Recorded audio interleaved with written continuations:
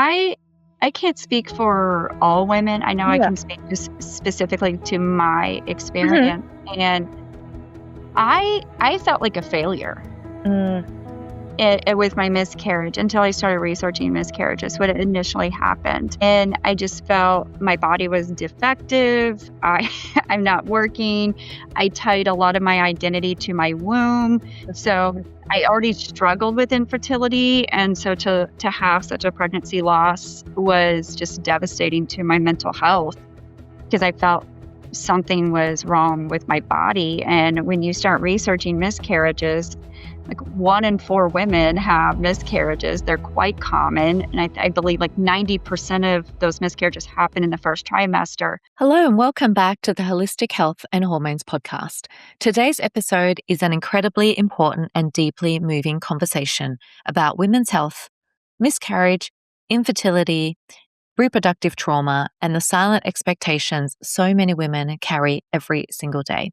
Joining me is Kayla Brandstetter, an English instructor at Crowder College and published writer and a TEDx speaker, who's also the author of the book Don't Be an Athena. Her work explores women's health, narrative medicine, and cultural pressures placed on women going through pain and grief. In this conversation, we dive into the emotional realities behind miscarriage and infertility, the impact of not feeling heard within healthcare systems, and why women's stories deserve to be treated as evidence and not being dismissed or minimized. This episode is powerful, honest, validating, and I know one so many women will resonate deeply with. So whether you've personally experienced reproductive trauma, supported someone who has, or simply want to better understand the unseen emotional toll women carry today, this conversation is for you. So let's dive in.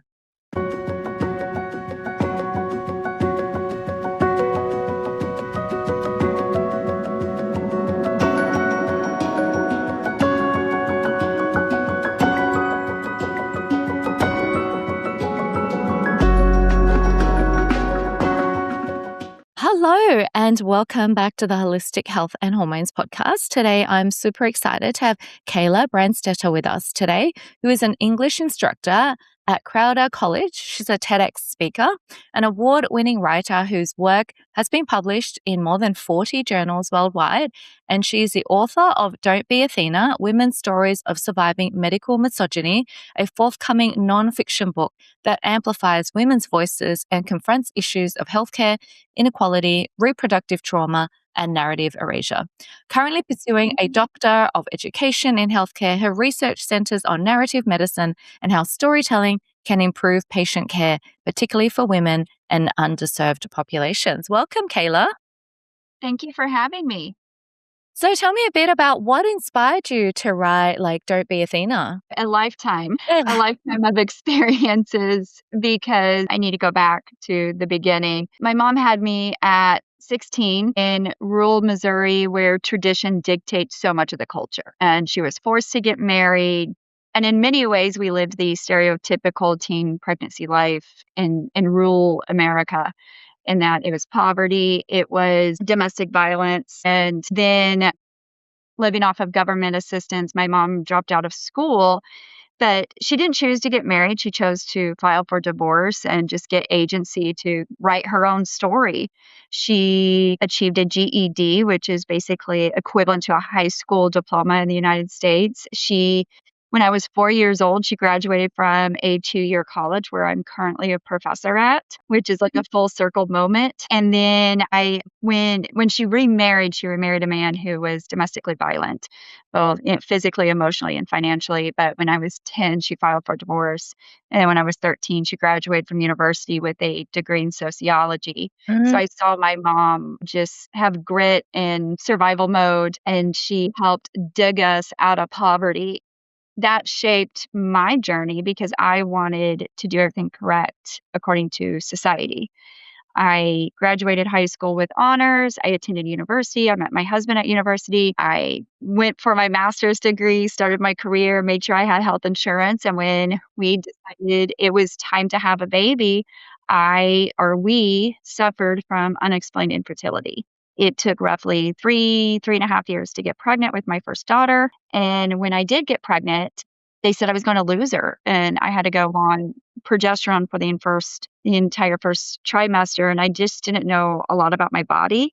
Mm, I had a miscarriage with my second pregnancy, and then my third pregnancy, I had to undergo a procedure to check if I had a blockage in my fallopian tubes, and I did have a block in my left fallopian tube, and mm. I was able to ovulate, and I got pregnant shortly after that with my second daughter, but my third pregnancy. So I was open about my infertility, my miscarriages, and women would privately message me about their infertility issues, about the stigma that they were going through. And I think if you've gone through a miscarriage, you understand miscarriage. But I think if you haven't gone through a miscarriage, it's difficult to understand that type of grief and then the grief associated with infertility as a whole. And it wasn't just reproduction as far as infertility goes and miscarriage goes. It was also women who said, well, I don't want to be a mom and I'm judged just as harshly. And so Mm, this idea of crafting a book that wasn't too academic, I used narrative nonfiction for these women's stories to come to life. I wanted it to be accessible to all women. I wanted most women to see themselves in my book. I interviewed about 28 American women from New York to California in cities, rural areas, urban or suburban areas, different socioeconomic backgrounds, different education backgrounds, different religions, different ethnicities. And I wanted this common theme of despite our differences, we're all connected in these issues. what did you find some of the common themes were, like, amongst all the women that you interviewed? I have felt like even if they were upper middle class or poverty, just the lack of resources and lack of education, that seemed to be universal. Domestic violence seemed to be universal. It was I interviewed a woman who from New York City, Upper East Side, worked in the fashion industry, and her ex-husband was addicted to painkillers. So that idea of like addiction and domestic violence, financial abuse was fairly universal, and this idea of gaslighting ourselves. Mm, I had women, again, well-educated, upper middle class who chose to formula feed. I get that because I chose to formula feed, and just that feeling like a failure as a mom because you yeah. chose not to breastfeed your child and you went to formula. Mm. And there was a lot more common themes than that. Sexual assault was pretty common across the board, regardless of what a woman's socioeconomic or education background. Yeah. I mean, from an energetic perspective, because obviously, as a natural health practitioner myself of over 15 years, I see common themes of people going through a lot of that. Obviously, some of their stories are pretty traumatic. But for one thing, it's like if your body is not feeling safe and, you've come from a background, even if you had inner child wounds, like you went through a lot with your mother, going through a lot growing up, and you've done well educationally. But when it comes to your body, right, it's a lot more sensitive. So a lot of women don't understand that having a baby is not like it looks all fine on paper, but there is so much more to bringing a life into this world. Like for me, I'm always teaching about not only the physical, but the mental, emotional, spiritual, and energetics is actually much more important when it comes to having a baby, making sure you're feeling safe, that, both couples, like both you and your partner are on the same thought, the same wavelength, you're supporting each other. And it's very hard when the woman is doing a lot of it and they're not having a supportive partner in a lot of cases. Yeah, and knowing to feel safe. And I know so many women felt dismiss of their concerns or they didn't feel heard with their traumas. And I think that was universal as well, of wanting to make sure that they were feeling heard, feeling safe, feeling like their concerns were being taken seriously.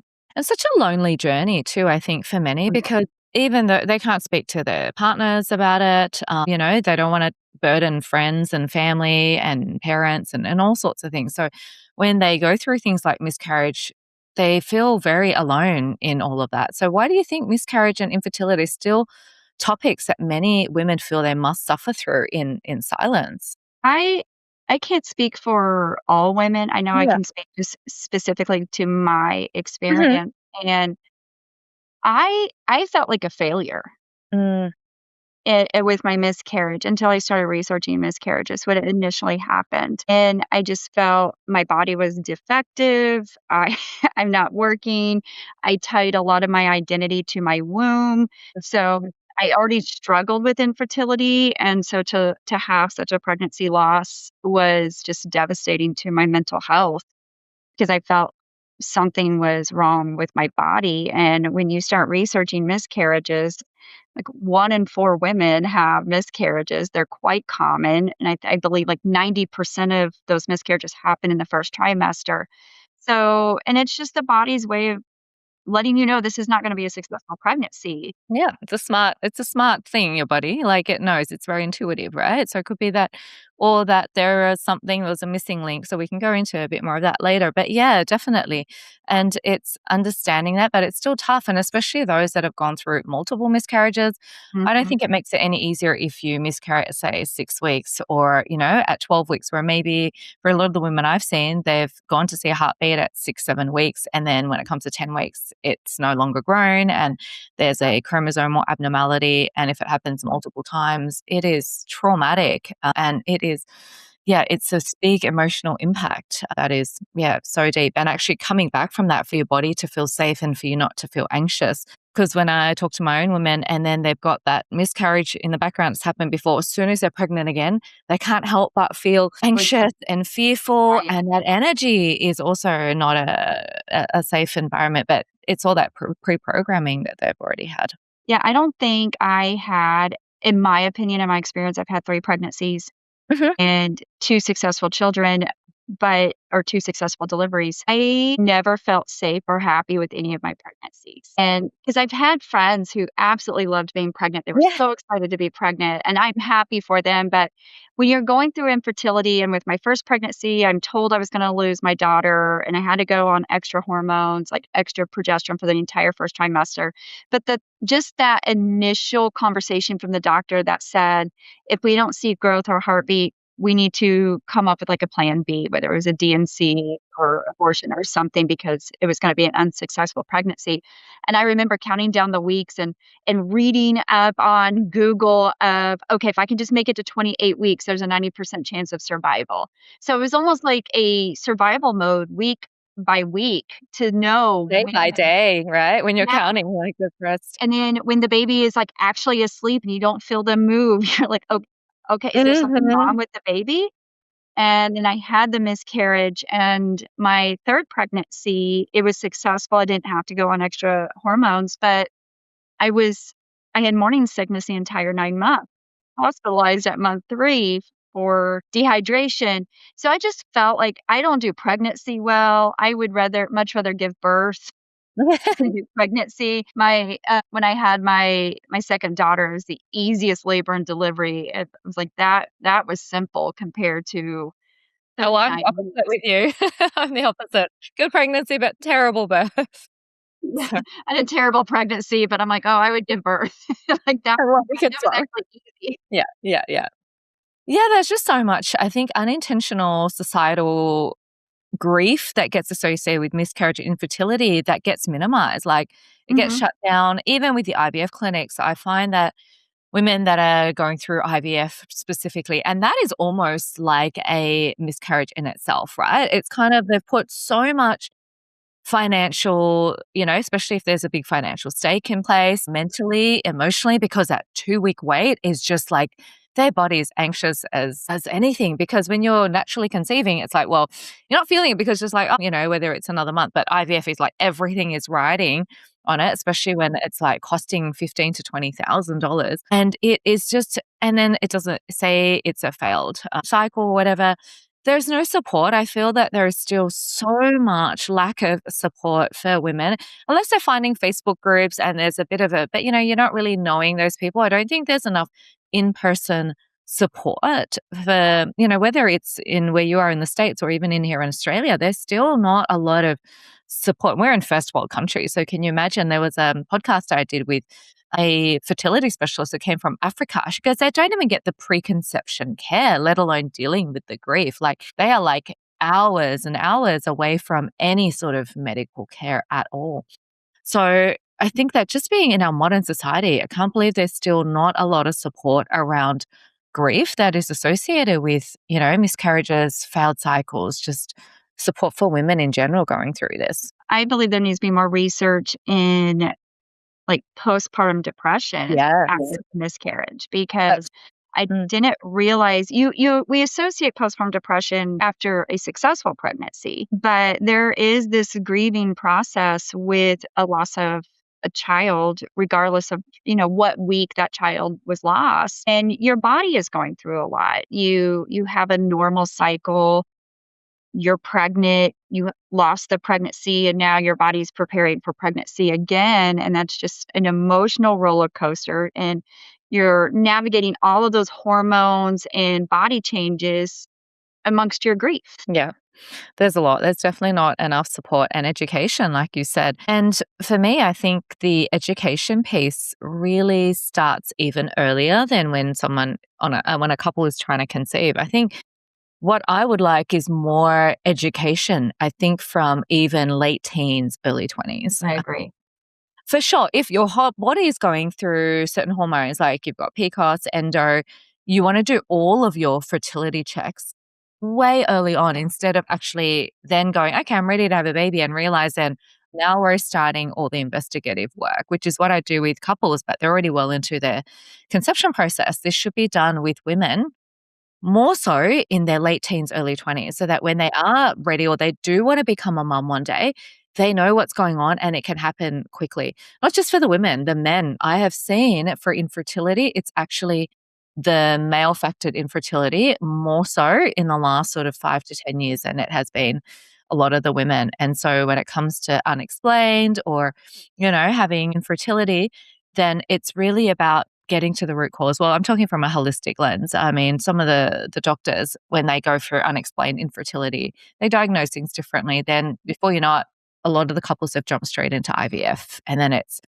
cycle after cycle and a lot of that emotional stress and financial, physical, mental stress, which is already on top of, feeling stressed out on the journey. It's a lot. So clinical and so cold when I interviewed a woman who chose IVF in my book, and that's Yeah. one thing she said. One, she did get judged because her faith was she's Jewish and it had such a central role into who she was. And she said people would approach her and said, well, if God wanted you to have a baby, you would have one. Why are you doing IVF when it's unnatural?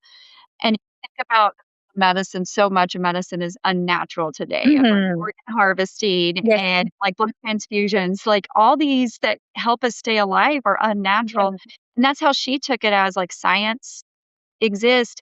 But on top of this stigma of not being able to conceive naturally and seeking the help of the medical field and science, she said it was just so cold and so clinical. Like nothing about it was, because being able to create a child with someone that you love, there's this intimacy affiliated with it, and when you go through IVF and you're injecting yourself with hormones and you're checking your ovulating cycle and, like, the whole process is just she said, just so cold, like, she would go through it again and again and again to bring her daughter here. She does not regret it at all. Her daughter is here. She's, like, 21, 22 years old, just graduated from Mm. university. So she started But very early. I mean, even back then, 20 years yeah. ago, IVF wasn't as common as it was in the last 10 years now, right? Especially in a very close-knit Jewish community where everyone talks, everyone knows what's going on.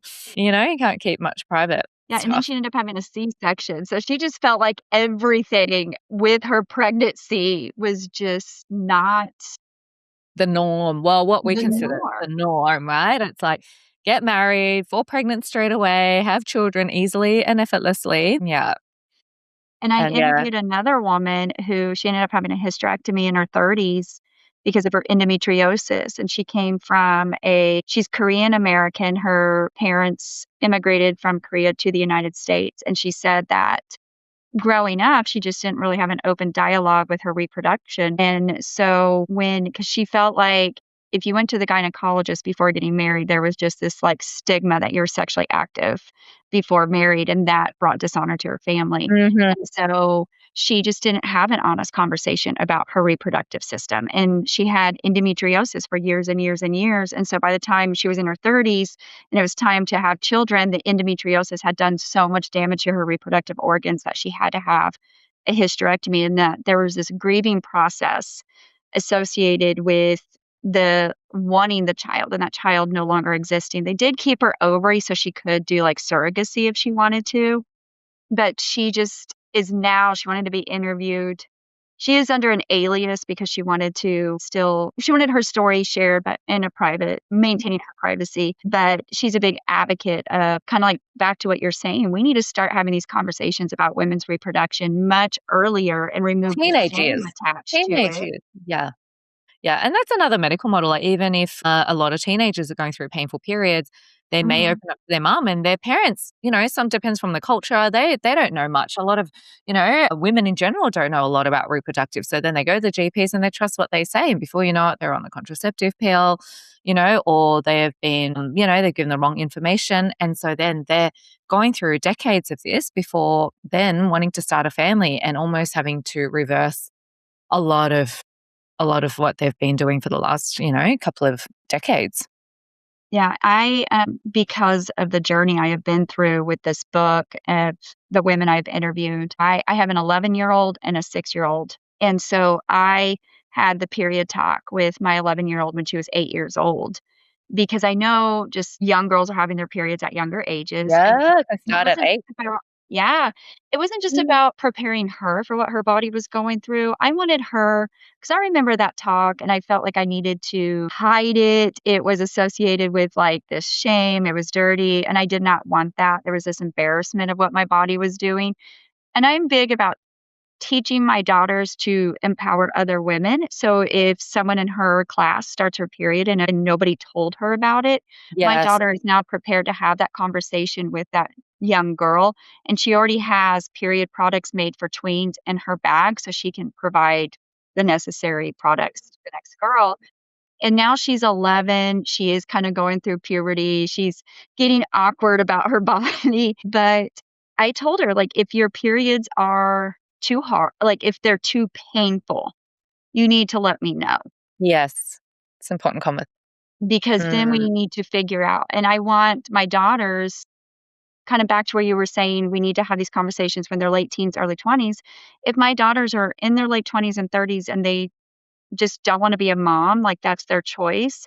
I want it to be their choice. I don't want them suffering through endometriosis for years, and they didn't feel comfortable coming to me to where I could help be proactive and protect their reproductive organs. Yeah, I think that's so important. Like, I've got an 8-year-old daughter as well and a 10-year-old son, and they're so different. But yes, I think it's very important to start having these conversations. Sometimes she might see me with a pad. And it was very funny, like even like a year or two ago, she goes, "Mummy, why do you wear nappies sometimes?" Like they're just so innocent because it's like they think it's all strange, or they may see like, sometimes a bit of blood around, like, they'll see things and they'll be like, "What's all this about, Mummy?" And it's about, when having those honest conversations with your daughters. And I think in this day and age, we're a lot more open in, the way we speak, but a lot of cultures are still very closed off about feeling safe to talk to their own mothers about their reproductive system and hormones. Yeah. Yeah, I think it's, like, one small step at a time Yeah. because in a lot of cultures, it's still associated with secrecy, and they Yeah. are kind of removed from the community when they're on their periods, and I think it's just one step at a time.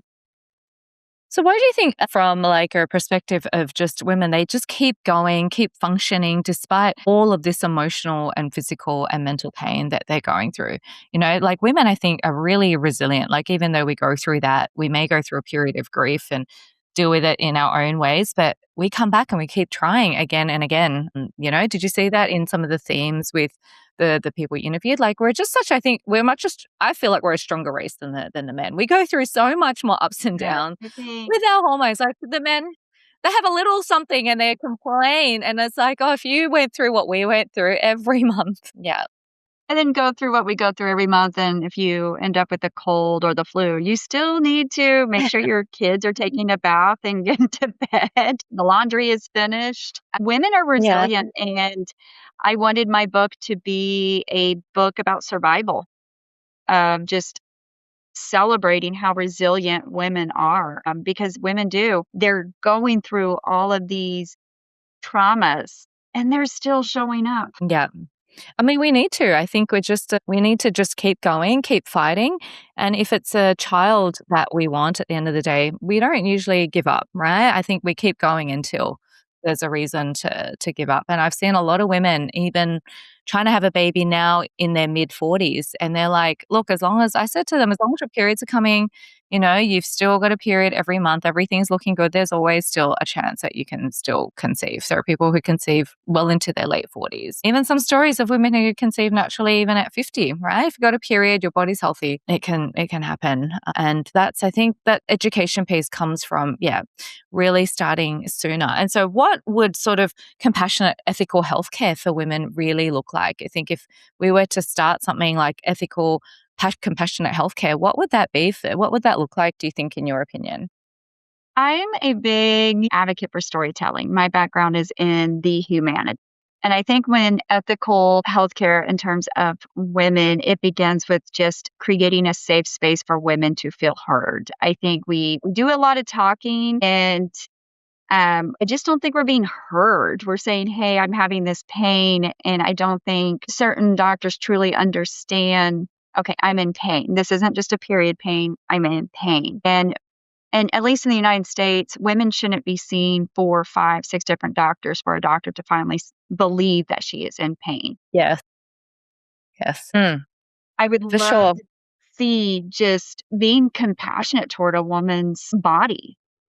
Yeah, I not don't know take about patience. Australia, at least the United Yeah. States, we're just now studying the woman's body.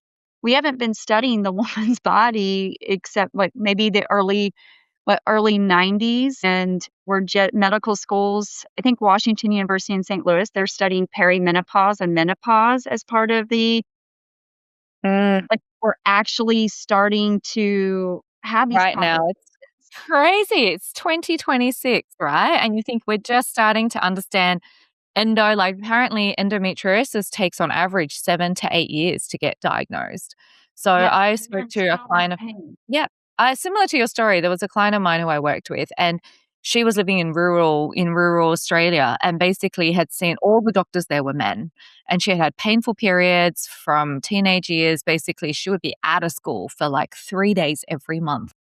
And yet the doctors kept saying, it's just normal, it's in your head, just basically toughen up, take a Panadol and you'll be fine. And so for years and years, until she found out exactly it had already progressed so badly, and in her late 20s, she had to have a hysterectomy, very similar. And it's like, if someone had listened and someone had gotten to them earlier or done the diagnoses, then it would be a completely different story for so many women and couples. And it is a big grief. It's almost like, going through that and being able to work through that and understand that, there are options, obviously, surrogacy and all of that, but it's a letting go of something that you will never be able to, carry your own child in that way. And Yeah, that's tough. and same thing with PCOS. I know they recently just Yeah. changed the name of PCOS. I have friends who suffer from that condition, and it took years to be diagnosed with PCOS. And I think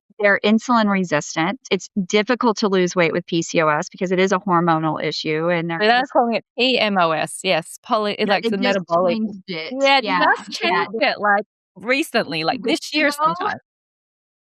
It's and not polycystic because, as I said, yeah, it's the only one aspect of the whole syndrome, right? And so, yes, now they're giving it a new name because it's a metabolic condition yeah. rather. Yeah. And women struggle to lose weight. And if you're going to the doctor and the doctor's saying, hey, eat right, exercise, and lose weight, Mhm. well, that's not the right advice to give to somebody suffering from this condition. Yeah, yeah. It's really hard. And so I think it's really just what changes would you love to see? I mean, I've got some I could list, but what changes would you love to see happen in the fertility and reproductive healthcare over the next decade? Like now we're starting to get a bit more education, but even with social media and everything the way it is, people are still feeling now there's too much, I think also. And I find that my clients are very overwhelmed. They're Yeah. confused. That's the opposite. We went from no information to too much information. They're just like, I don't know what to listen to anymore. Seeing some changes that I'm so excited about, just with my daughter. Of my daughter and her friends and her school, they are having open conversations about periods. I'm seeing more and more free period products being offered in public spaces. Yes. So in that regard, I think we're heading in the right direction. Where I would like to see, and I can't speak for the United States collectively as a whole because this specific issue is state by state. And unfortunately, the Mhm. state of and even then, it's like school by school. My sex education when I was in high school was almost non-existent, and it Yeah. was abstinence only. Don't have sex if you don't want to be a teen mom or get Yeah. an STD, and you just don't understand your body. Whereas in other states that have comprehensive sex education, the teen pregnancy is down, the STDs and just understanding their bodies is just. I wish that would not be a state issue and it be just a country issue of just cross the board offer a comprehensive sex education where, and I'm going to include men or young men, Yeah, yeah, young men. they Yeah, can I think so. understand the body. I think women need to understand their bodies. I think it's important for women to understand what a young boy's or a young man's body is going through, just as much as I think we need young men to understand what a woman's body is going through. I do think our young men need to sit in a class and understand what a period does and ovulating. And that way reproduction is just not a mystery to men either. So I'm hoping and in some states we are heading in that direction, but I would love, like, I live in Missouri, we are quite conservative and we have like strict abortion laws, so they don't want to have these conversations, but we need to have these conversations. There's still like in this day and age, there is also rules being put in with abortions being made to feel guilty and all of that, right? It's like if the woman has rights to her own body, yes, I mean they should be able to make the medical choices, but that's a debate for different states, and that's tough on the woman going through certain things. It makes it extra tough on them if they don't have a supportive team and people around them to actually, you know, be able to support her decisions in what she's making for her own body. Yeah, and just educating what her options are if she finds herself with an unintended pregnancy, what options do you have? Yeah. And I don't think we're educating, and again, I feel like I'm generalizing, and I don't want to Yeah. or make Yeah. a statement on that's a fallacy because I'm going off of the state of Missouri and in a rural area of state of Missouri, and that is not reflective of the entire country. But at least with rural women in conservative traditional areas, I don't think we do an effective job of educating women on their bodies and their choices when they find themselves in certain situations. Yeah. And I think adding to that, like, I think that should be rolled out to not only just not just state by state, but Mm. countrywide, especially in first world countries, even more so even in the underdeveloped countries, because they have no idea. Like, they have no idea even on sort of, contraception and all the different options around that. But in Australia too, like, we have state by state, but they have rules, but I think it could be rolled out Australia wide as well. But I think on top of that, it's not just understanding about how your body works, reproductive hormones, but also a big piece on what I'm seeing is healthy eating. It's understanding how can we eat, like, especially like you said, endo, PCOS, metabolic, there's a lot of toxins, there's a lot of different educational pieces that almost involves, like, when you are doing, like, I know my kids, they're 8 and 10 and they have science class, they have HSIE, like history, even in science, to maybe add like something every single week, even if it's for 10 minutes, or to give them that education. Especially, I think it should start like younger, like I said, 9 or 10 years old. and also educating them on diet and lifestyle and the environmental toxins. Like a lot of people are vaping even well into their adulthood. Like most of the men I see with poor sperm health, a lot of them are exposed to toxins, they're smoking, they're vaping, and that is significantly contributing to a lot of the infertility and miscarriages for sure, because if the sperm health isn't good, the egg quality isn't great, it's going to result, in a miscarriage because the embryo just isn't healthy, especially if they're going for IVF. Like there's a lot of work we can do for preparation, which is where my piece comes in, but it's never too late, but I wish it would start with people well into, so they're eating right in their teens, so they don't develop PCOS and consistently have the endometriosis come back, and doing multiple surgeries. It's all of that. So on top of understanding health hormones, it is so much more like, I think in general, just as a society in America and Australia, our health is so much worse than it is. And the whole piece around eating better, understanding how to eat right will make a big difference to your health hormones as well as just, long-term health outcomes. I agree. We need to address that better. My daughter is 11. She's an elite athlete. She's on a competitive softball team. We're playing softball almost every weekend. She wants to be a professional softball player. And part of that I tell her is you have to take care of your body. If you want to go play Division 1 softball when you graduate high school, they are giving you this scholarship and paying you to take care of your body.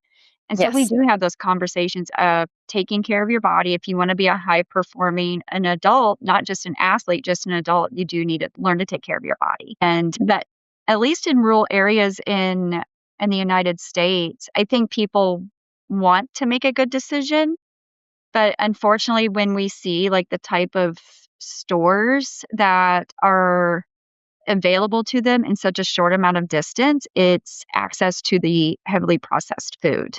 So it could be a Yes. 5 to a 10-minute drive, and they have access to these foods that can be toxic versus maybe going 30 minutes to an hour and having access to fresher foods. Well, they're obviously going to I think we just need to give people the opportunity to make a good decision by having healthier food more accessible to people. Yeah, we definitely are as a whole, our whole society. I don't think we're healthy. I think we're a lot sicker than we were even in that, even in our parents' generations. There's so much more processed foods. I mean, like I would go to the supermarket and I think it's not my imagination, but like I live in, sort of Sydney city, but you can see like in the shopping centers, the lanes are getting smaller and they're packed with more and more processed foods.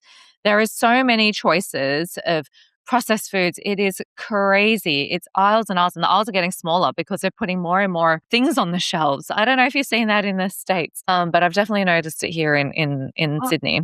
All right. So, look, what advice would you give to women currently feeling dismissed, unseen, or emotionally exhausted?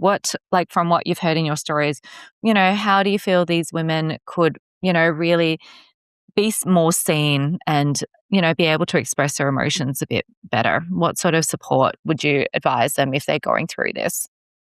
Yeah, I think journaling is a great Mhm. tool. Just writing, getting out your emotions. I journaled significantly when I was going through infertility and being angry because, at least in my circle, I didn't have anybody who had gone through infertility. I didn't Right. know anybody who had gone through miscarriage, so I was angry and I needed to get that anger out, but it was difficult to find somebody who understood what that anger was. And I think people, if you haven't gone through it, it's difficult, I think, to have compassion and be empathetic. I had people, even women, tell me I needed to get over it, that Wow.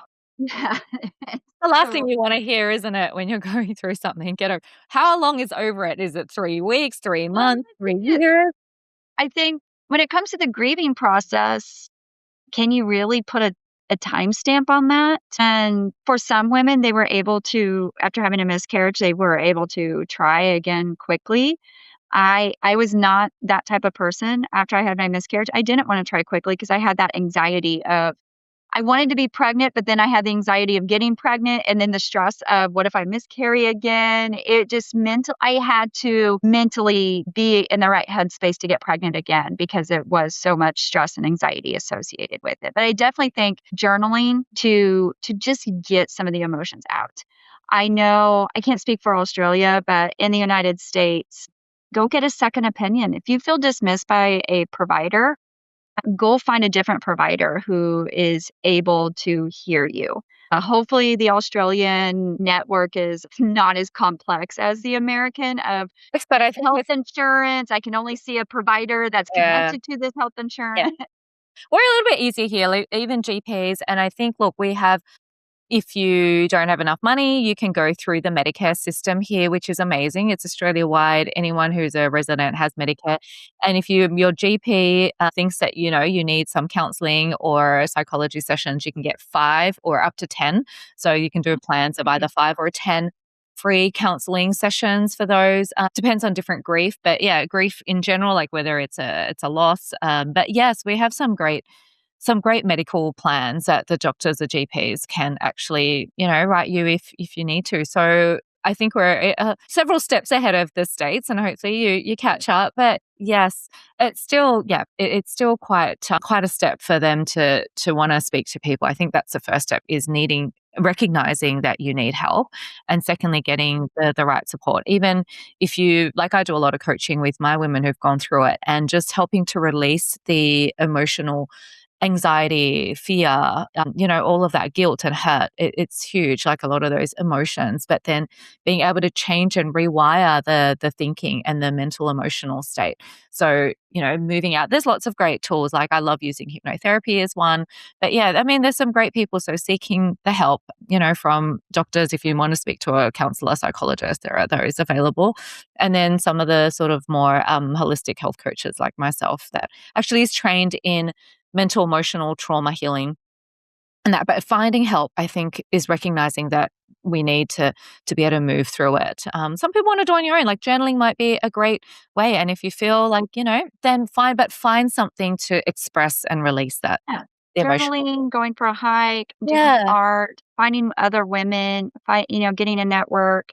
And I agree, recognizing that you need help. And I think as women, I really struggled to know that I needed help. Of like, how far am I going to allow my mental health to decline before I start Hmm. recognizing that I need help? Because I felt like I've been in survival mode. And if I had shown like this moment of weakness, then I don't know, I just felt like being strong was admitting that even though I desperately needed help, Mm, like finding the time to know how am I gonna have help.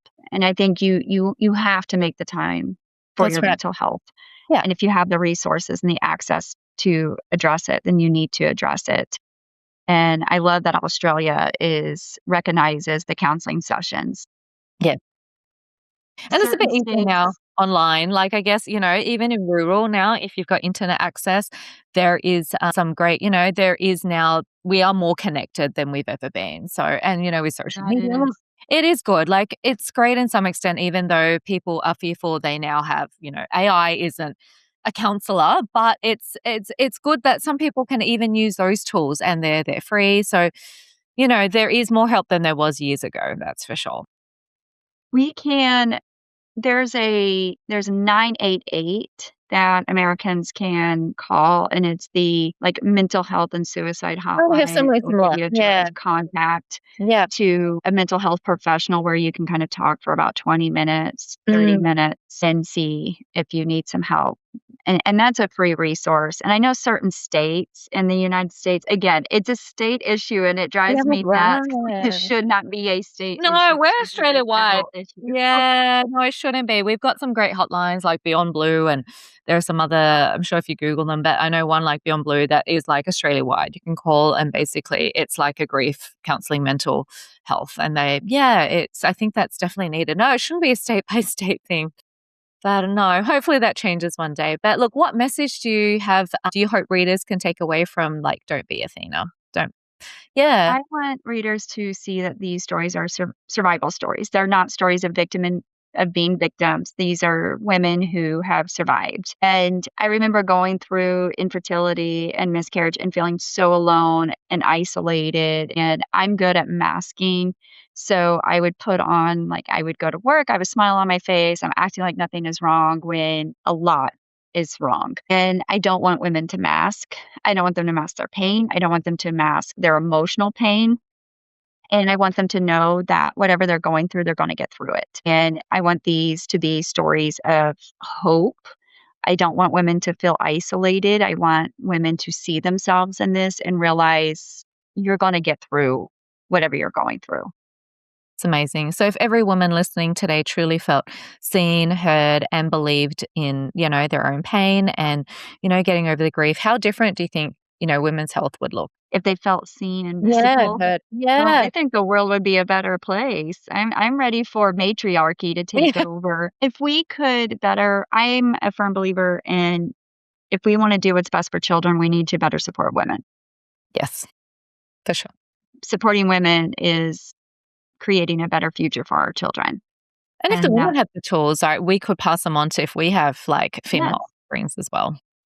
yes. And I think it starts with listening to women, and women shouldn't just live through their pain. And we deserve to have our bodies researched. We deserve to not be dismissed. We deserve to have proper resources in place. I'm not only should we take care of the reproduction and the pregnancy, but we need to take care of mothers after they have the baby. Like, we need to take care of women, the postpartum, and addressing that, because if you want to do what's best for the baby, we need to take care of mom. And if we can actually have women feel heard and seen, the world would just be a better place. I think generational curses would stop. Mhm. And we would just be creating a much better future for our children. I mean, having a child, it's a whole tribe. If you talk to some of the cultures, there's a whole supportive system. But Right. a lot of times here, women basically give birth and they're all alone. I mean, they might have their husbands, but they might take a week or two off and then they're back at work. It's very lonely for first-time moms. It's a whole different conversation with postnatal depression. Yeah, and they're overwhelmed. Very And they feel overwhelming. like they have to Yeah. do everything. And at least I felt that way. I felt Yeah. I do everything. I went back to work with my first daughter. I went back to work 7 weeks, and then I went back to work Oh, that was quick. after Yeah. 5 weeks with my second. So I went back. Yeah, I returned to, and my maternity leave started the moment that the baby was born.